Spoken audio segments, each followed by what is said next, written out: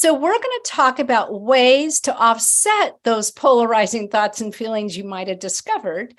And when they start rising up in you, there are ways that you can edit your story you tell about yourself, about people who differ from you in their opinions. And you might have strategies that work for you.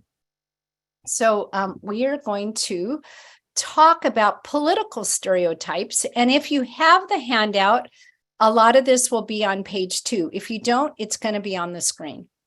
So remember, stereotypes are how outsiders oversimplify, dismiss, lump together, and disparage the other.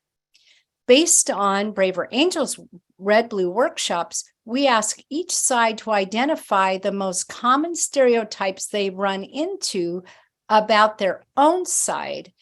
And these are the common stereotypes. So let me make this clear. On the left, on the list above, this is reds identifying what they think blues see of them. This is not what blues said to them. This is what they feel. They go, so reds are saying, blues think I'm racist, and the list that you see on there. And then we asked blues the same question, and they had a list also. So this isn't what red said to the blues in the meeting. We never have them do that. The blues were telling us what they think reds think of them. So you can see, neither list is lovely to be called a racist or to be called arrogant or unpatriotic or anti-science or any of those things.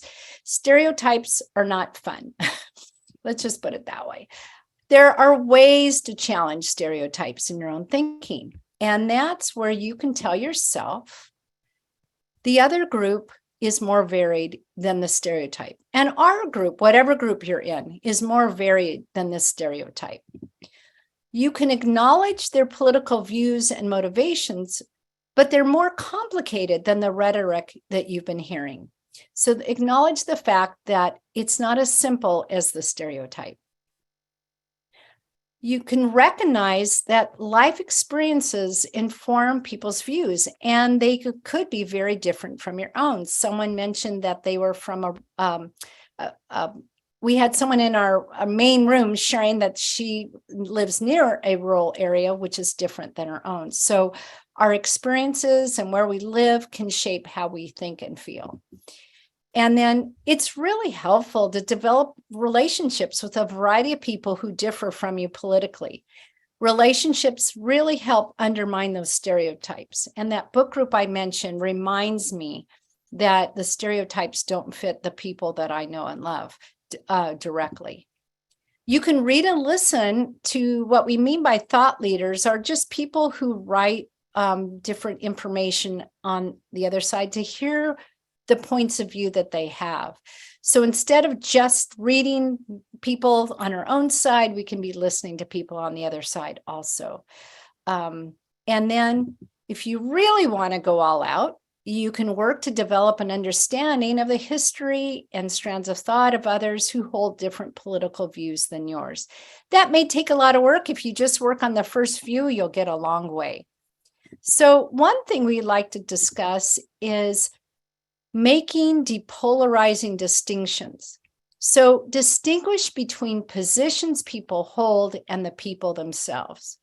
You can believe a viewpoint is completely wrong without believing that everybody who holds that view is stupid or ill-motivated or view them with contempt.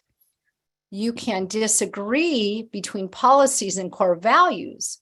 Policies are means to ends, ways to support or enact values, not values themselves. People can differ sharply on policies like the role of government and have similar goals for the country and its people.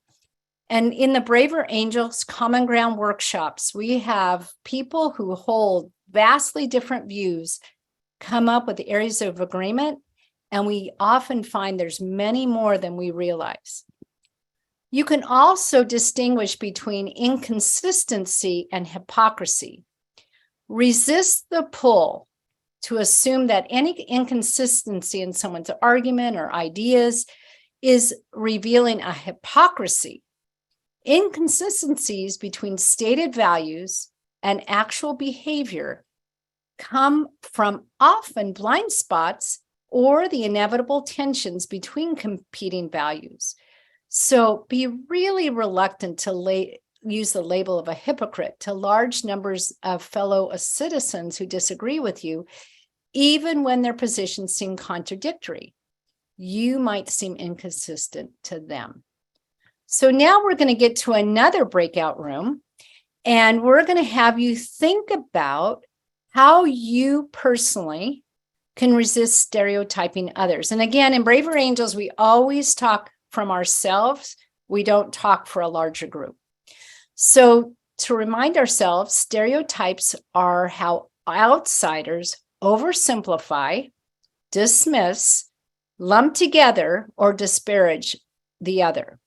So given the natural human tendency to stereotype groups who are different, what strategies have you found helpful to counteract stereotypes you find yourself holding on any issue? Political, climate, government, community? In other words, think about the stereotypes you might hold. And now, how do you resist stereotyping everybody else when you think about that? So take a second or two to think about that. Again, you're going to tell how you're going to resist stereotyping the whole group, and work toward getting rid of that disdain, contempt, and disdain for the other. Okay? I have a lot of problems with that area, and I was thinking, I don't know how I'm going to do it. I don't really know how I'm going to. I saw you sign up for the Red Blue workshop. I shouldn't speak for you. I stopped myself. Just like I said, speak for myself. I didn't know anything about Braver Angels. My friends said, let's go to a Red Blue workshop. I didn't even know what that was. I didn't even want to be a participant, but they needed one.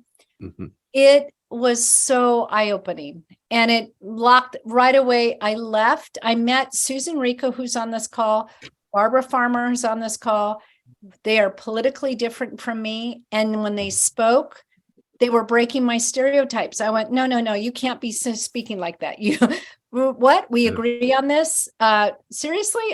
This is all my inner talk. Yeah. And afterwards, I went up to them and I said, I would love to have coffee with you because you are breaking my stereotypes. And that's how our alliance got started.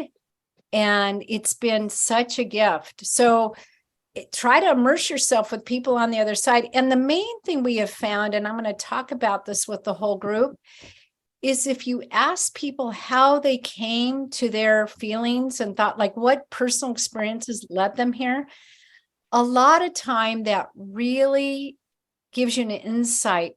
And I'll give you a good example. We did a Common Ground workshop, pro-life, pro-choice, right after it leaked that the Supreme Court ruling was going to happen, when people were really upset.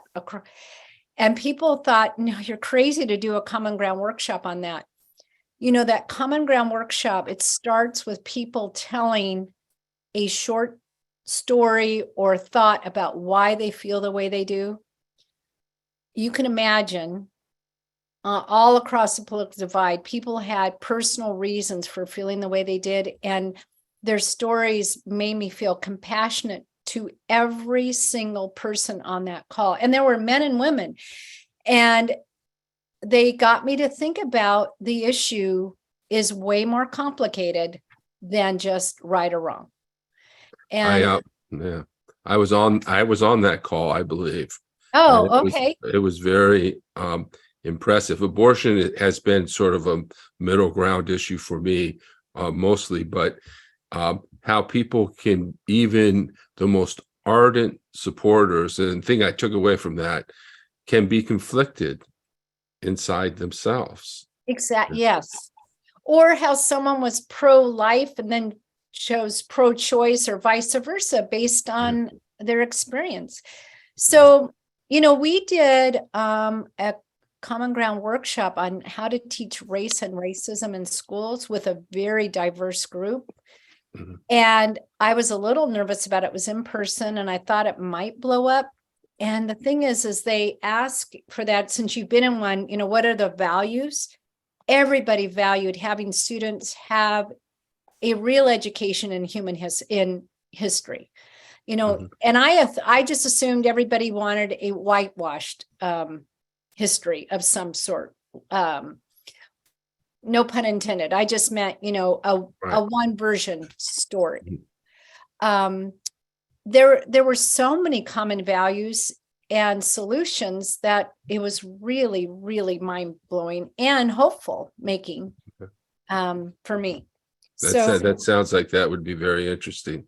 What is this group that you're talking about? The red canoe or the common ground? Yeah. Okay. So Braver Angels has a number of workshops, which we will mention again. And one of them is called the Red Blue Workshop. And that is the most powerful experience in that you hear reds and blues share the stereotypes from that list. If you remember, share what stereotypes they feel people have about them. Then they share why they think that stereotype is wrong. But then they also share where that stereotype may have come from. We call it the kernels of truth. And, when you hear someone say, okay, here's the stereotype, this is why it's wrong. We do all these things that you might agree with, or these are all the good things that we do, so to speak. But then we admit that there's been something in history that might give you that feeling, or a leader that might give you that idea. It's really powerful. And then there's also in that workshop what we call a fishbowl. And the reds and the blues each have a chance where they share why their policies are good for the country. But the powerful part comes when they share the concerns they have about their own policies. Yeah. And when you share, like, this is why we're great. And then you share, well, this is the problems and concerns we have. Again, that little bit of humility opens doors. And it's so powerful. And then the common ground workshop is when we take one issue and each side shares their values, their concerns, and possible solutions for a given topic. And then we post all of them and we look for the areas that we can have 100% agreement. And it blows me away. Like at the pro-life, pro-choice one, we had 87% of the values, concerns, and solutions agreed upon, 100%. So, there weren't going to people say, let all abortions happen everywhere. The other group's coming, so I'm going to stop now. But anyway, that gives you an idea. Yeah, but I can say I'm not terribly surprised about that 80%. Yeah. We just focus on the other 20. Exactly. We are going to just take a few hands for people who would like to share how they are going to resist stereotyping others. And I have to work on this more than once in a while. Okay, Jeffrey, your hand is up. How are you going to resist stereotyping? And we're going to focus on staying on that question, okay? Sorry, my mic was off. Sorry. Okay, I'm gonna that's all right. I'm gonna try to explain it the best I can, okay? Okay. Okay. I don't during the meeting, I don't judge people based on what they look like, what their religion is, what their gender is, or etc. I base them on who they are in here, based on good and evil and that kind of thing. Like we know Vladimir Putin's evil, Donald Trump's evil. Okay. Evil, those kind of people. I'm just trying to give an example. Okay, thank you. Thank you so much. Okay, somebody else. Anybody else? Okay, all right. Jayla, unmute yourself. Can I speak? Okay, we have Jayla next. If you know how to use the raise hand function, because I couldn't see who that is. There's 4 screens. I can't see everybody. But Jayla, go. And if I can't see your hand, I will ask for you in just a minute. Jayla, are you still with us? Yeah. Okay, go ahead. So I try not to stereotype because I feel like my generation already does that. And I've been stereotyped basically all my life. So I try not to. But in many ways, I kind of do is probably talk to that person and get their point of view. And even if we have different point of views, I still will try to be like friends with them. Okay. While you were in the breakout room, we had a couple people who couldn't get back in the breakout room, and we were talking how personal stories can help you understand someone's view. So sometimes you can ask people, how did you come to that view? And sometimes that personal story will help you. Okay, Jack, were you the one that wanted to speak? Go for Yes. it. Okay. Yes. I just told the group that I have made it a practice of abolishing Facebook, Twitter, anything that is designed as an echo chamber for hate and anger and disaffection to people. And of course, I think also much of our population is victimized by a press and by a news presence that is just totally skewed and basically untrue.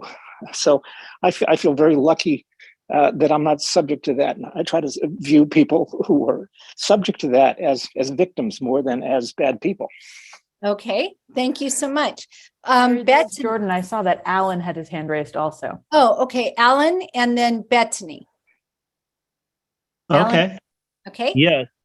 I want to say that, I'm working on trying not to stereotype between right and left wing parties, and just have compassion for both sides. And part of what's helped me have compassion is like being vegan and being green. And even though a lot of the right wing sides don't really agree with that, they still tend to have compassion for me. So that's a good thing.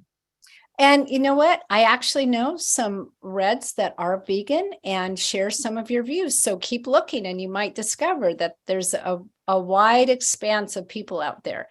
But thank you for sharing. Okay, Bethany and then Beth. Hi, my name is pronounced Bettina, but that's Bettina. I am so sorry. Thank you for letting me know. Sure. And then basically, I just wanted to echo Jack's words were like exactly what I said in my breakout group, that I completely deleted my Facebook account a few years ago. And I think the less time people spend on social media, I mean, unless you're just somehow able to not get dragged into that whole thing, it's just not a civil place. It's toxic. And it really does carry over to outside of social media when you run into people in real life and you hate them because of, what they, and sometimes it's how they attacked you, but I found I also attacked people too. And so I'm just glad to be off it. Okay, thank you. Okay, Beth, you get the last word because we're just having one person each time. So go ahead, Beth. So I did want to echo what Jack and Bettina, is it Jack or John? Jack. And Bettina just said, because with this social media, I am on Twitter and I use it more for I'm in some volunteer groups and we announce volunteer thing, deadlines and that sort of voter outreach thing.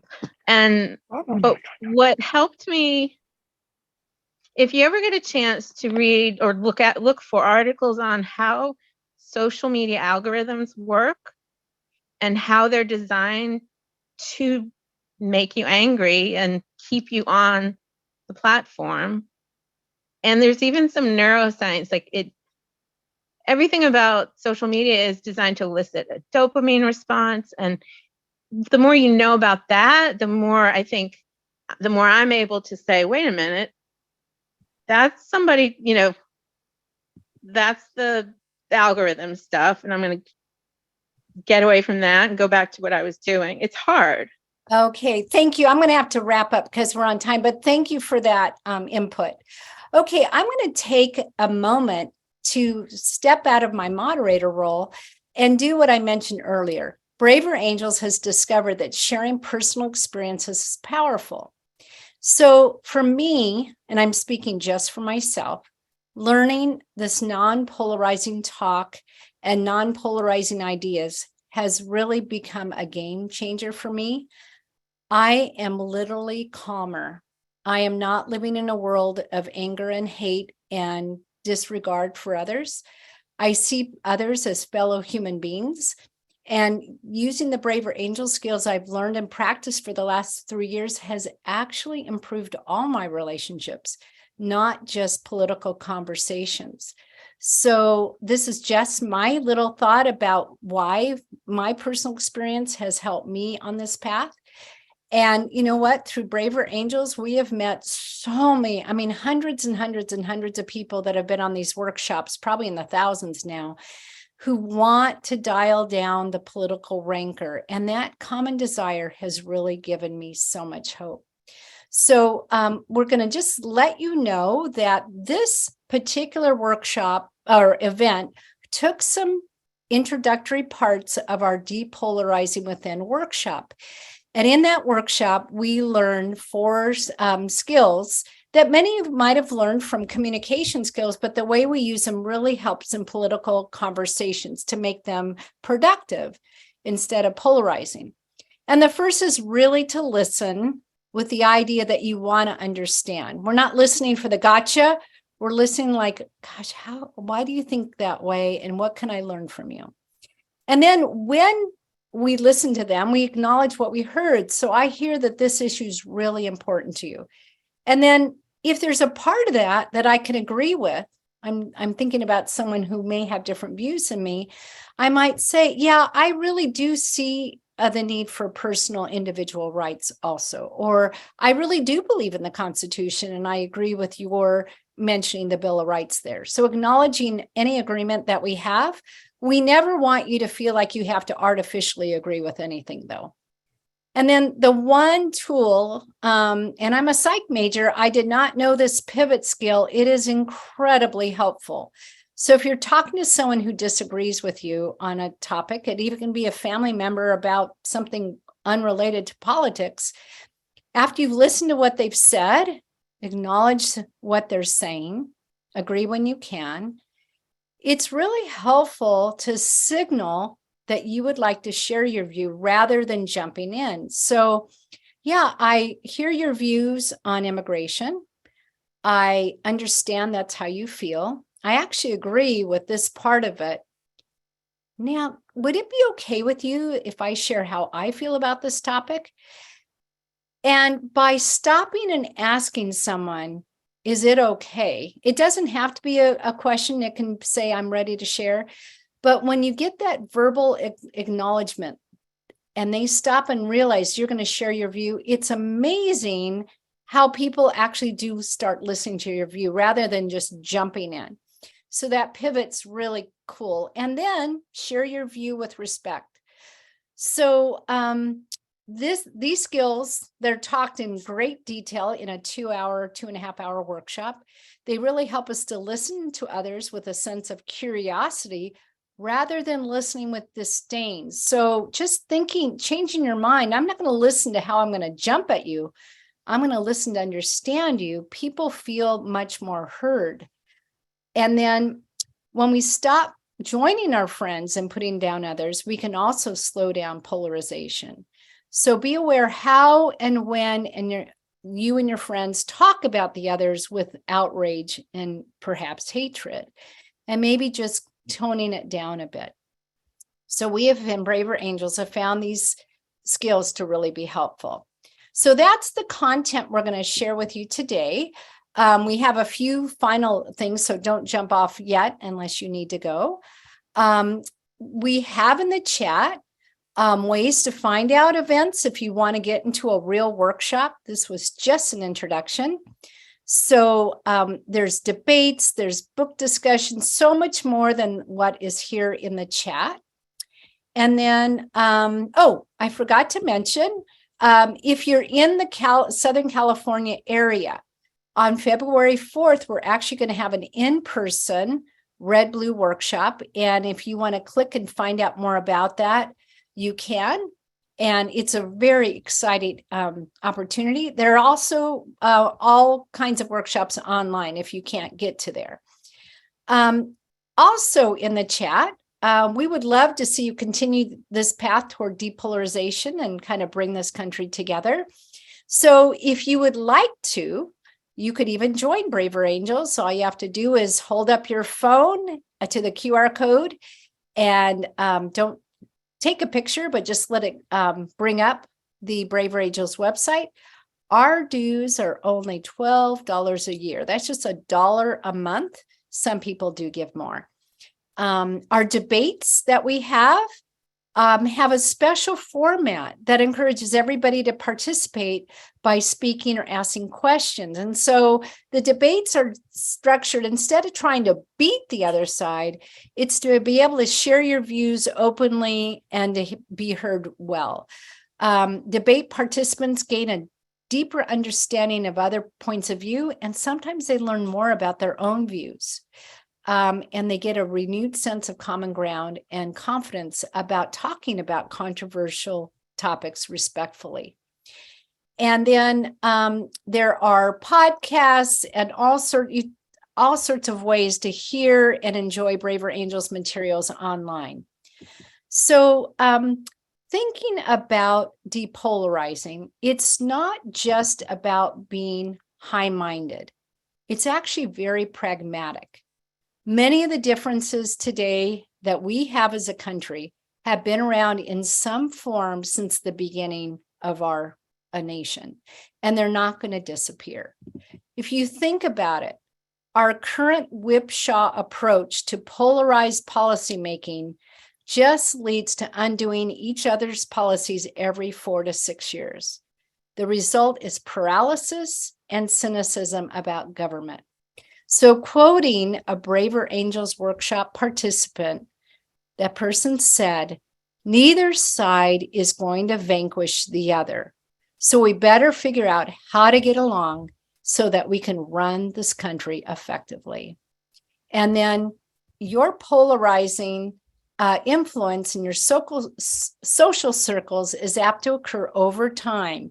You're not going to convince your friends overnight to change their views. And basically, I wouldn't try that. I would try to be genuine and use your skills. And then people might pick up and remember what you said and think about it.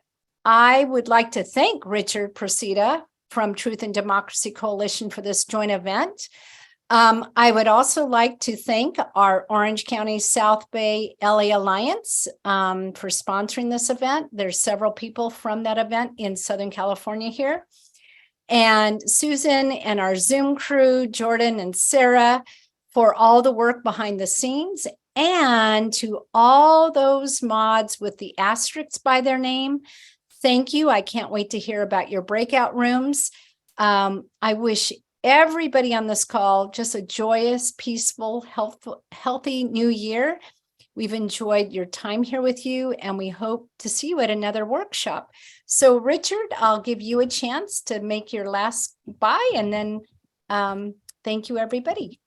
Thank you so much, Mary, and thank you all of Braver Angels moderators. They spent a lot of work putting this program together for us, and it was just a wonderful program. And I hope that all of you got something out of it and that you enjoyed being able to participate in it. I want to remind you, I put in the chat to sign up for our next event on the origins and importance of individual rights. I put that in the chat. You can also find it at tinyurl.com/liberal origins.